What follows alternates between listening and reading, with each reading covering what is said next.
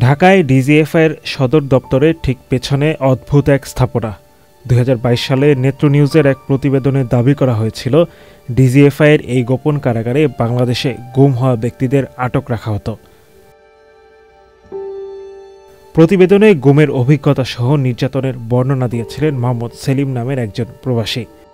গুম করার পর কেমন ছিল জীবন তা বর্ণনা দিতে গিয়ে মোহাম্মদ সেলিম জানিয়েছিলেন, গোপন বন্দিশালার দেয়ালে অনেক মানুষের সাংকেতিক বার্তা তিনি দেখতে পেয়েছেন। অনেকেই ফোন নম্বর লিখে রেখেছিলেন। সেলিমের আগে যারা আটক ছিলেন তারা আকুতি জানিয়েছেন তাদের আটকে থাকার খবর বাড়িতে জানাতে। প্রতিবেদনের পরপরই নড়েচড়ে বসেছিল দেশ।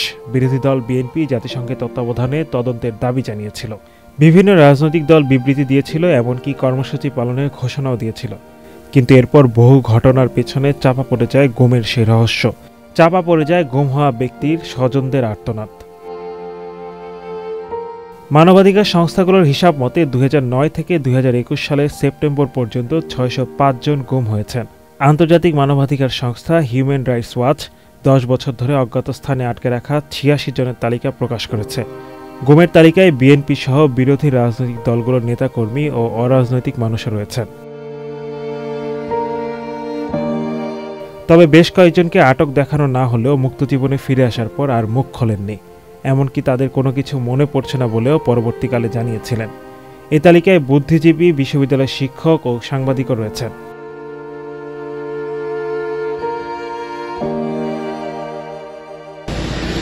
গতকাল দুপুরে পদত্যাগ করে দেশ ছাড়েন সাবেক প্রধানমন্ত্রী শেখ হাসিনা। তার পরপরই দাবি ওঠে আয়নাঘরে আটক থাকা ব্যক্তিদের মুক্তি দিতে।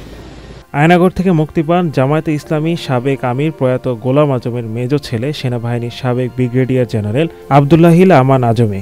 একই সাথে মুক্তি পান ফাঁসির দণ্ডপ্রাপ্ত জামায়াতে ইসলামী নেতা মীর কাশেম আলীর ছোট ছেলে মীর আহমদ বিন কাশেম।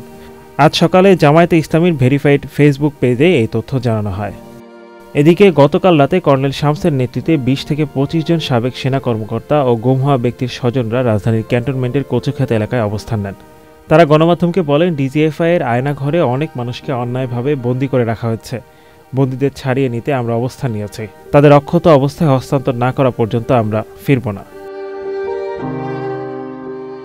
হিউম্যান রাইটসের ২০২১ সালের সবশেষ প্রতিবেদন অনুযায়ী নিখোঁজ সেই ৮৬ জনের ভাগ্যে আসলে কি ঘটেছে? আয়নাঘর বা গোপন কোনো আস্তানায় তারা আসলেই আটক কিনা? প্রশ্নগুলোর উত্তরের অপেক্ষায় এখন পুরো জাতি।